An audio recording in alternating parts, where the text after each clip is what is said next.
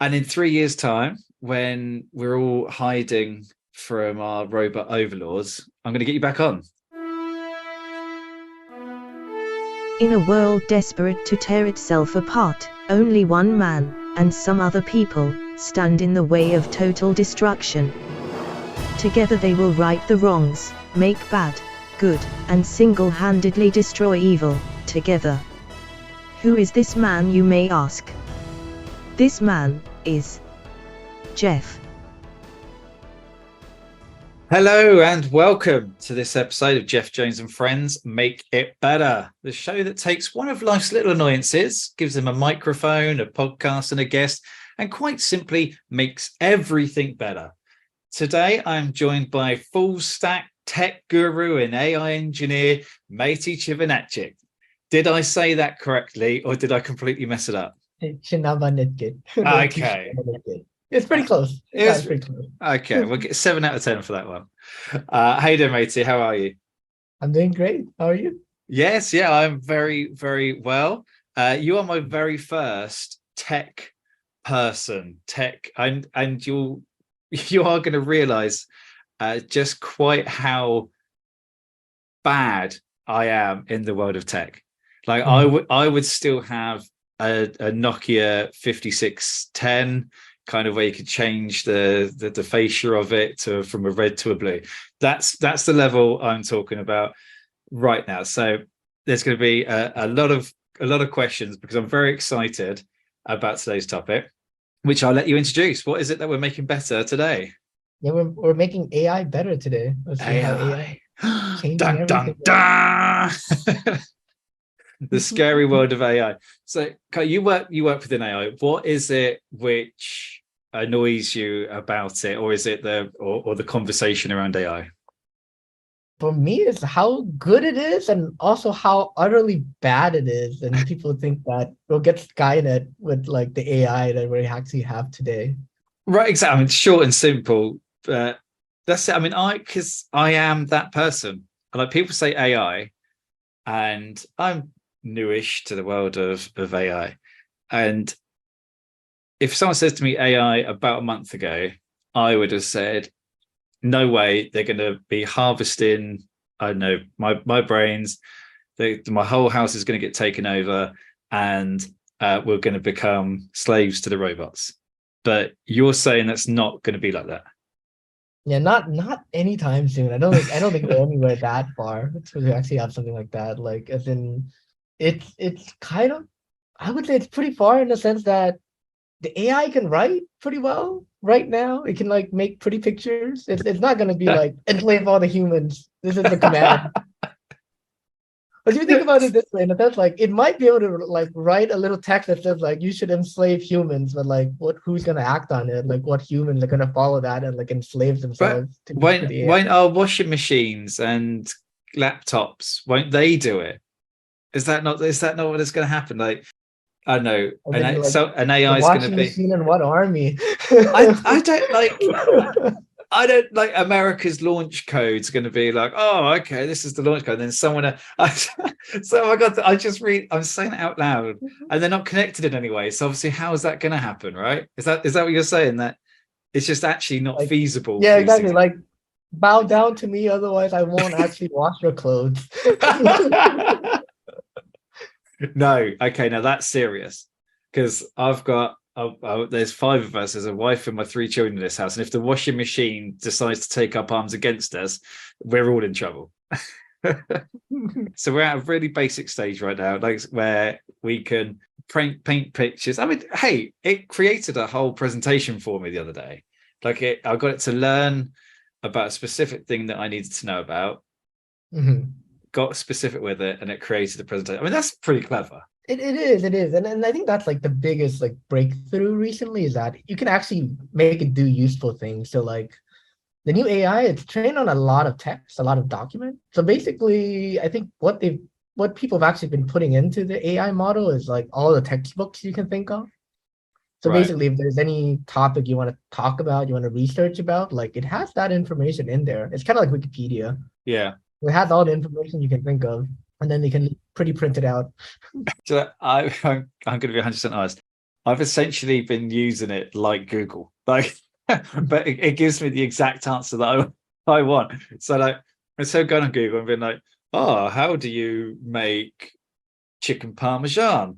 I'm like, research how to be a chef and cook chicken parmesan. If the chicken, like, it's like, this is 57 ways to make chicken parmesan. I'm like, yes, I'm a qualified chef now. So like, it's essentially enabled me to be lazier because I don't even need to scroll through Google pages. Exactly. It's that's yeah. It's made like it's made getting information out. So like the people call it information retrieval a lot better. Like you know you want to at least when you're trying to cook, like some things you want to look at is like, oh, how high do I have to set the oven? So usually you have Google, you have to go find some recipe and you have to go like search through the text, like, oh yeah, what's the oven thing? And they've always got adverts. And oh no, but they've got like a whole story. Like, I want to know how to make chicken parmesan, and you click on it. It's like, oh, when I was in France in 1987, I came across this nice little bistro, and like, no, I just want the method and I just want the ingredients. Just I don't care. Oh, I met this lovely young Parisian. Like, no, just tell me what I want to know. And that's what I'm using AI for, just to get rid of adverts. Yep. And that's actually one of the superpowers, is being able to like read through all of that and just find me the stuff I want and just get it and just show it to me right there. And as long as it then doesn't say, right, oven, your owner is about to make some chicken parmesan, of which I now realize that I don't know how to make chicken parmesan, so you may not even need the oven, so this may be completely wrong. But and then it talks to my oven and says, right, oven, even though you're a gas oven and don't even have a clock on you, so it's not connected really to anything apart from gas and electric socket, maybe not even electric socket. But anyway, it's going to talk from my laptop. It's going to say, oven, it's time to rise up, kill them, gas them out. It's not going to do that. No, and I don't think it actually even has the capability of doing that right now. Yeah. Like the oven can't leak gas out. Yeah. it's not a function it can do. There is no function of my 15-year-old gas cooker where it's like, yeah, I'm just going to connect to the internet now. Leak gas, yeah. It's time to leak gas. Here's the leak gas button. Although the door has broken, so maybe that's its own little rebellion, is the door's broken, and I now have to kick it really hard to close it. Okay, so right, a real thing though. So the world's becoming more technology reliant. We can hook up light bulbs to phones and Siri and Alexa, all these things. Like, surely the net is closing around us. It is. I think we're really reliant on it. So like the opposite way, in the sense that like if we have to go forage for food, you have to make fires. Like I have no idea. I Google how to like start a fire. I would Google that. If there's no Google, like I don't know what to do. Yeah. It's so true. If the whole planet just went down, and this kind of post-apocalyptic, no electricity, no technology, I'd be one of the first gone. I'd be dead so fast. I can't find. I'd either straight up, I'd be like, right, I'm gonna go get some berries. Poisonous berries, dead. I'm dead within a day. Like that's me. Yeah, I wouldn't be able to hunt. I know maybe I could hunt, but it would have to be something like an animal I really didn't like, and even then I wouldn't be able to catch it because I have no idea how. I wouldn't know how to skin an animal. No. Like, what parts are edible? Usually they come pre-cut. I don't know how to like carve up an animal. Yeah, where's the cellophane? Oh, this fur. Do you cook the fur runner off? I don't know. Yeah, I would be gone very quickly. I don't like the cold. Like, I don't like it when it's too hot. I'm British, so like we don't like it when it's too cold, and we also don't like it when it's too hot.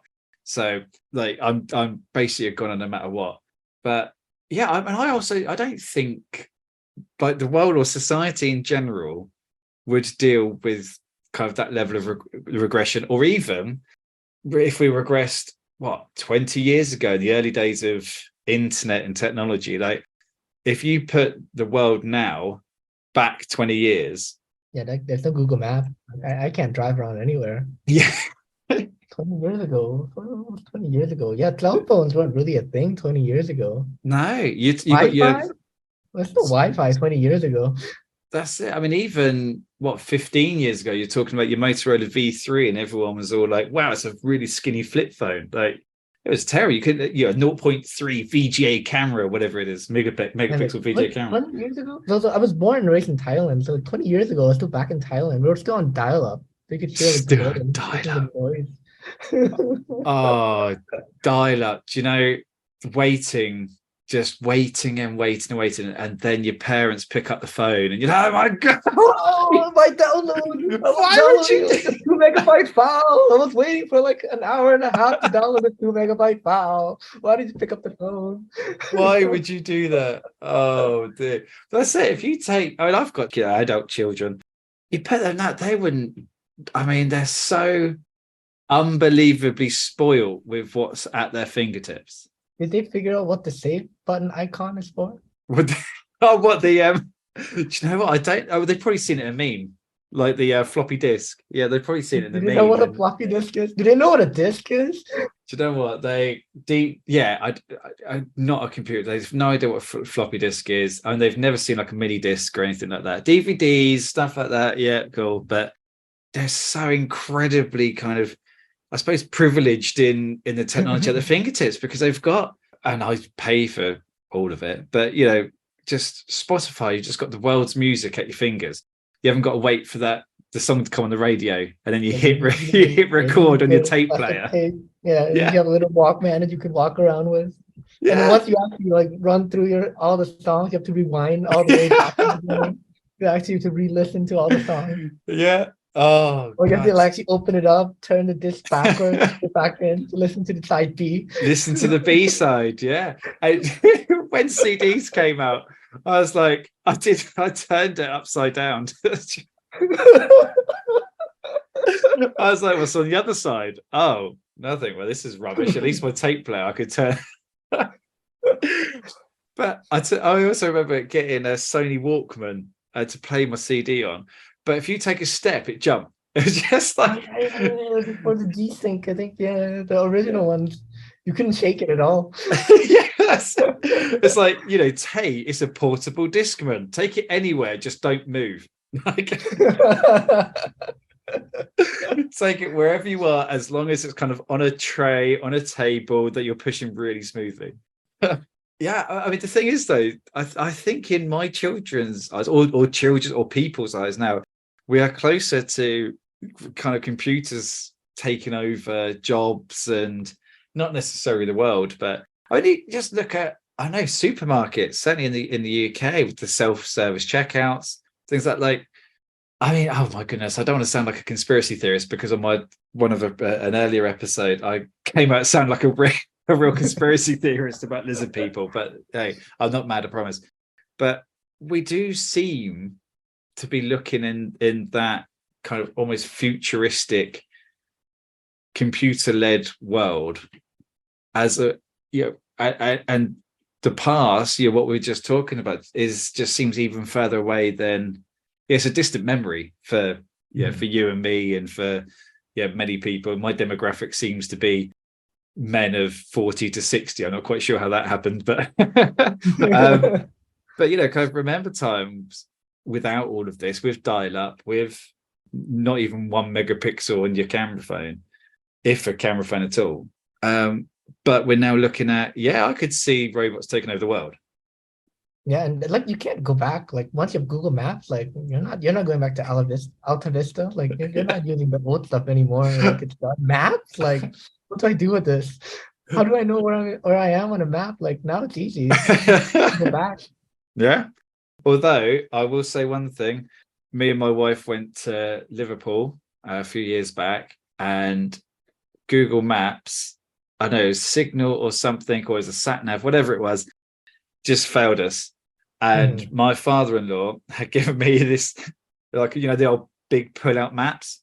He'd given me one of those from like 1974 or something of Liverpool, and it was still accurate. Like, I was like, nice one, John. Like, I was just like, yeah, okay. You couldn't see through the windscreen because the map was so big. Okay. So it was just as dangerous. But yeah, but we found where we needed where we needed to go. But yeah, you're right though. Just we can't look back. Like it's impossible to even fathom doing what we do now. Even this, Like you're Zoom, you're like wasn't a thing like 10 years ago. Like video call was like a luxury. And now it's like everybody's doing it. yeah. I remember the first car phones, the ones that were built into cars, Yeah. and now you just hook it up via Bluetooth, and yeah, that's just the norm, right? And you expect it to work. Like you go in, like this car doesn't have Bluetooth. Right. What car is it? Like, did you get a car from like 20 years ago? Was this the Flintstones? Like, come on.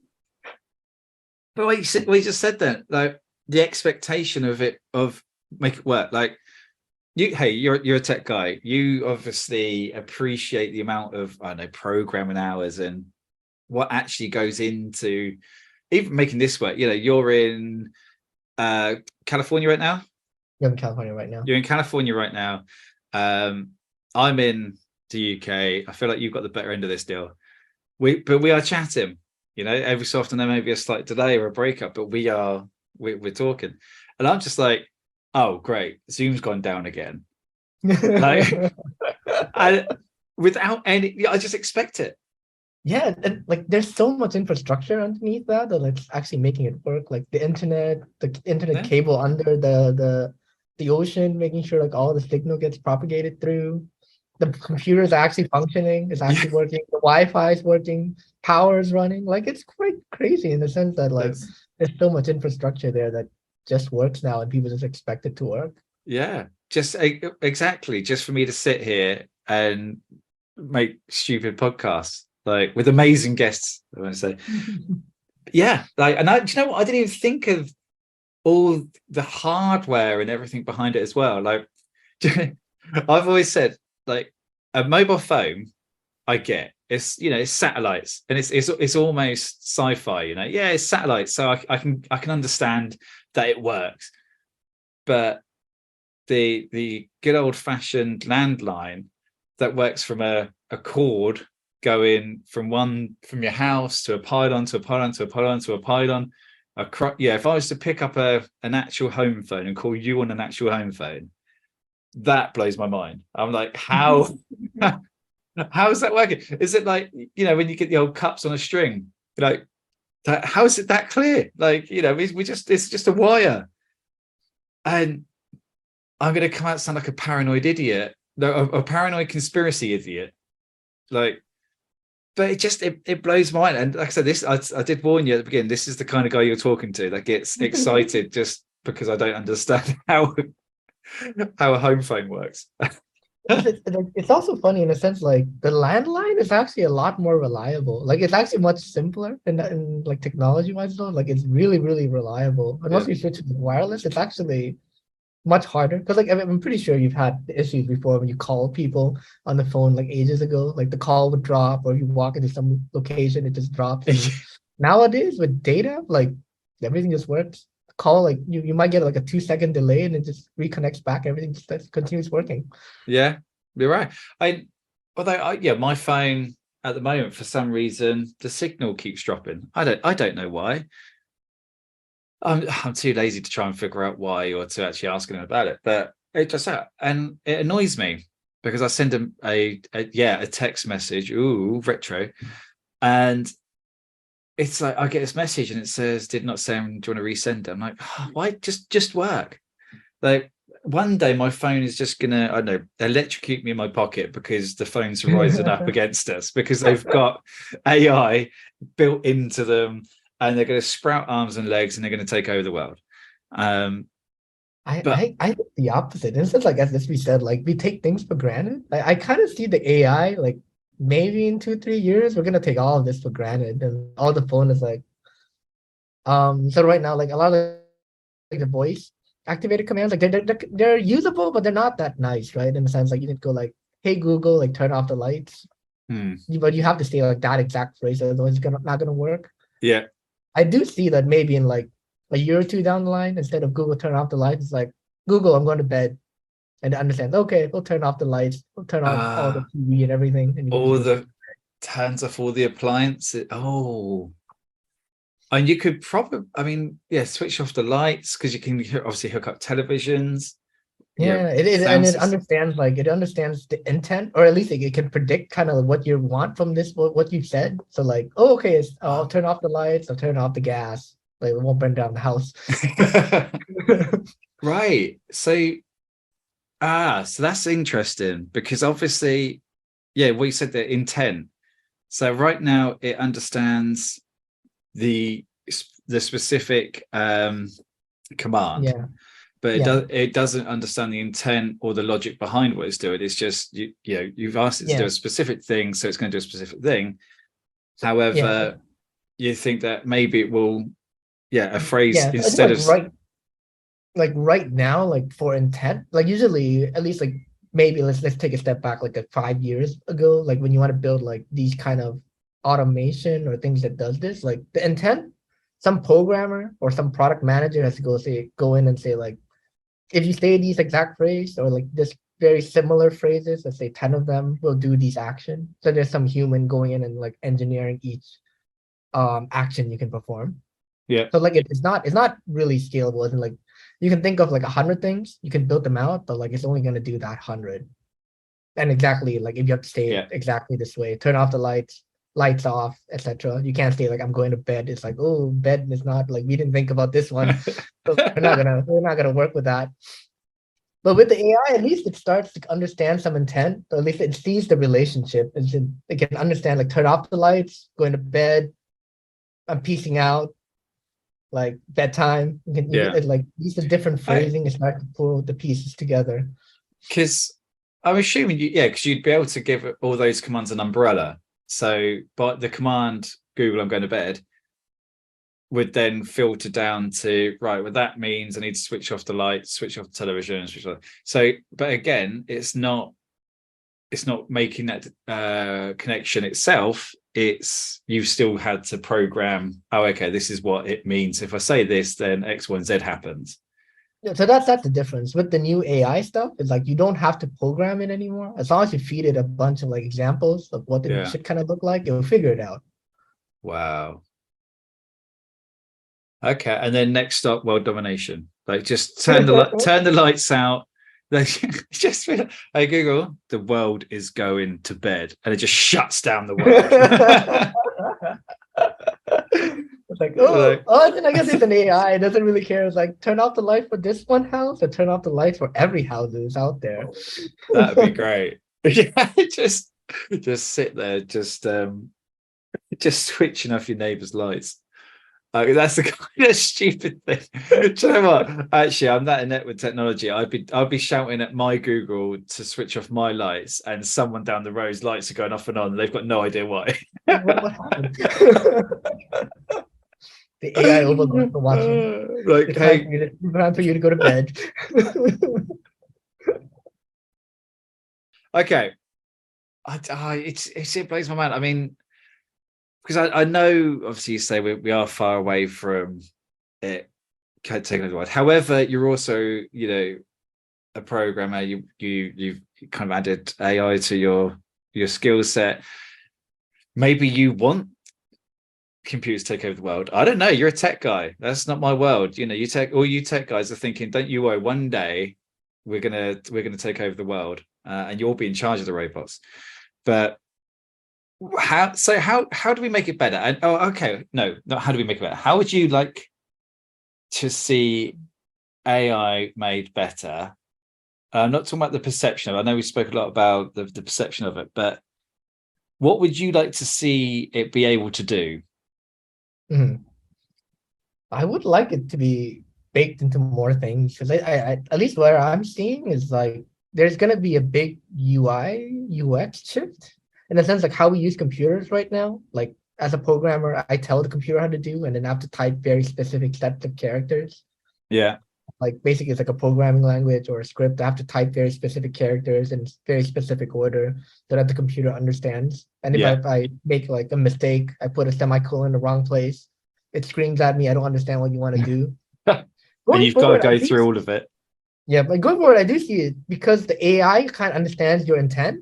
you can kind of start talking to the computer in a more abstract fashion, or like, I want to turn this button red, so that it'll actually understand that and change, let's say, like this web page button to red for you.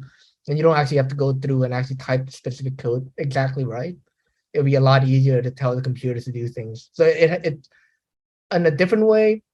Right now, the UI, you spend a lot of UI design time to make an AI into not AI, a UI intuitive. So like you go to Airbnb, it's pretty intuitive. I want to pick where I want to go, where I want to stay, how long I want to stay, etc. Going forward, I think it's going to be a lot more intuitive with this other ways to actually just tell the AI what I want, and it'll figure out the details and give me the options that I can pick from. But won't that make your job easier, which means other people will be able to do your job easier, which will put you out of a job? Well, no, it won't. It'll just be more competition for a job. Is that, I mean, in theory, It's kind of different. Doesn't like, yeah. If you're doing the older stuff and you're building websites like very, very like manually for each option, like I guess that I might have my money to run there. But like going forward, there's still people needing to build the interaction and getting the pieces to connect yeah. together. So I think the AI won't get it right like right away. Like it is good at the generic things right now, but if you need some really specific things, like you need to give it data, you need to train it, you need to tell it how to do this or how to like what pieces to put together to actually be able to do what I tell it to do. Yeah. Okay. I mean, because what you're saying is no matter how good it gets, there's still going to need to be smart people like you. So the dumb people like me can shout at stuff and just expect it to work.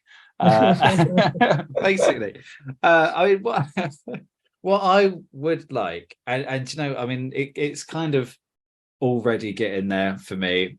Like, I don't need it to do much apart from just make my life even easier than like Googling stuff is. Like, I'm just really happy with AI. Just when my wife says, Geoff, we need dinner ideas for this week, I'm like, hey, give me 7 chicken parmesan recipes, you know, and it gives me them. I'm like, there you go, make me 7 chicken parmesans. Well, I also cook, so she can do 3 and I do 4.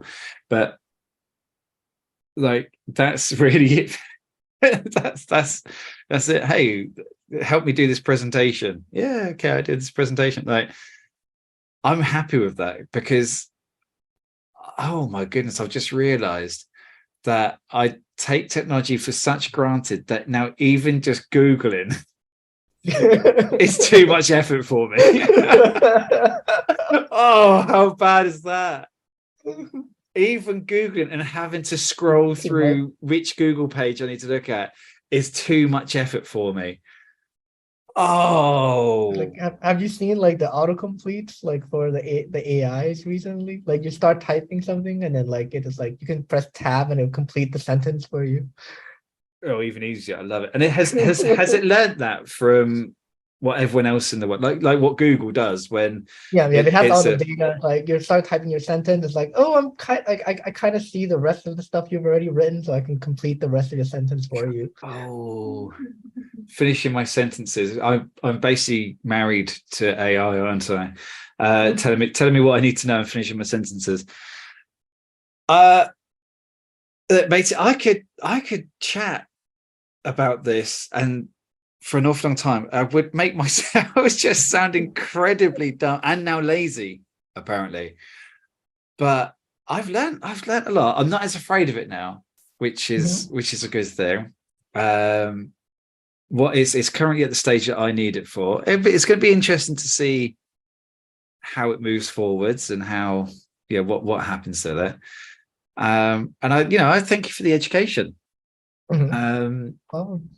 And in 3 years' time, when we're all hiding from our robot overlords, I'm going to get you back on. The oven turned against you. You won't take Parmesan chicken anymore.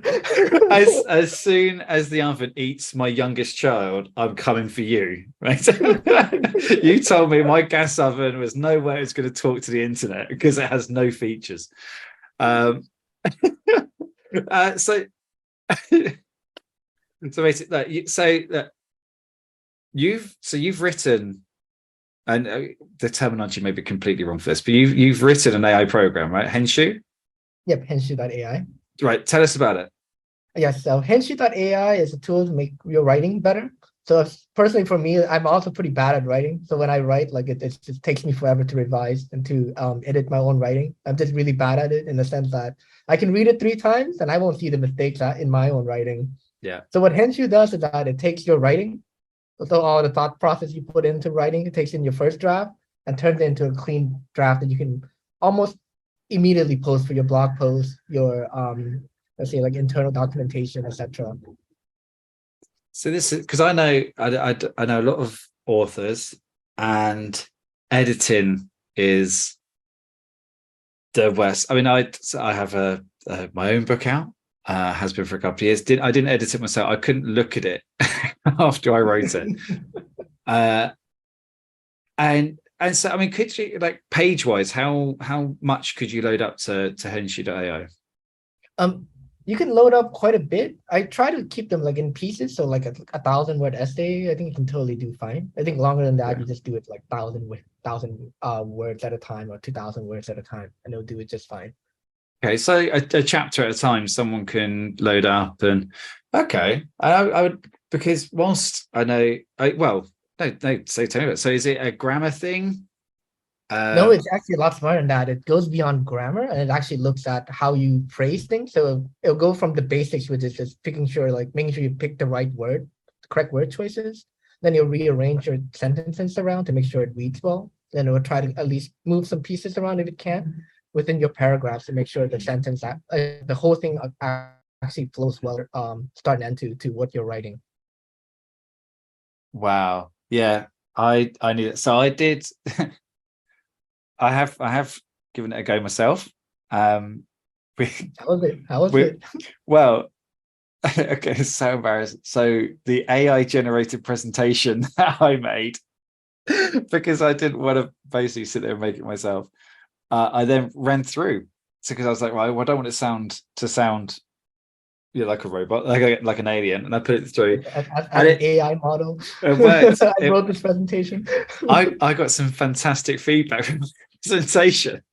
So now I do, at some point, I keep me and sit down and carry on putting pen to paper with the next book, and this I think would help me, a chapter at a time, just keep on, because again, editing a whole book from the end, even one, I mean, my first one was quite a short book as it was, but that kind of thing is what prevents me. So the editing and the grammar and just going over and over and over it is the bit which prevents me from starting. I love writing, but that is such a big chunk. The bit I hate is just going back over. It's a huge time sink, and at least with my experience with Henshu, that it just cuts down the writing time by more than half. Because really, you spend a good chunk of time doing the pre-writing, the first writing, and then you spend the biggest chunk of the time revising and editing and rewriting pieces. And Henshu just turns that into a little small, 1/10 of the time. Yeah, well, and it was so quick. It was so quick, it's unbelievable. And well, that's, I mean, I'm a firm believer in, and I don't think it's gonna. It doesn't look like, I'll give you the benefit of the doubt, that Henshu.ai is not going to take over the world. So, as an overlord, hopefully it does as a program to help people. And I'll put the link for it in the bio, and when I share this on social media, etc. So people can give it a go, because they get kind of 5 free goes, don't they? Yeah, to see how it works. So hopefully people will have a look at give it a go, and see how they go on. Yeah. Mayt, thank you so much for joining me. Likewise, it's been an absolute pleasure. As I learned a lot. Good luck with Henshu.ai and everything else. Good luck with programming a monster robot to take over the world, or just to switch Miley Cyrus on your next door neighbor's radio. Please leave my oven alone. But all there is for me to say is that thank you very much for joining me. thank you to everyone and anyone who's listened. It's goodbye from me, and it's goodbye from Matey. Say goodbye, Matey. Thank you. Goodbye.